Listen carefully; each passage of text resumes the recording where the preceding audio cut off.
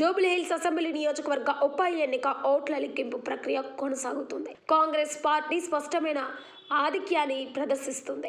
ఈ నేపథ్యంలో కాంగ్రెస్ పార్టీలో జోష్ నెలకొనగా ఫలితాల సరళిపై రాష్ట్ర మంత్రి పొన్నం ప్రభాకర్ స్పందించారు. ప్రజలు తమ ప్రభుత్వానికి అండగా నిలుస్తున్నారని, ఈ తీర్పుతో మరింత బాధ్యతగా పనిచేస్తామని ఆయన అన్నారు.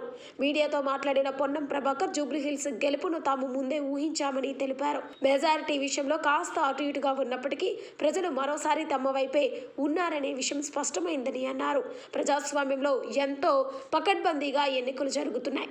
ముఖ్యంగా హైదరాబాద్లో రిగ్గింగ్ అనే పరిస్థితి ఉండదు. ప్రతిపక్షాలు చేస్తున్న ఆరోపణలు కేవలం దుష్ప్రచారం మాత్రమే అని ఆయన కొట్టిపారేశారు. పోలింగ్ ముగిసే సమయంలో బీఆర్ఎస్, బీజేపీ శ్రేణులు తమ పార్టీ కార్యాలయం మీదకు దాడికి వచ్చాయని కూడా ఆయన ఆరోపించారు.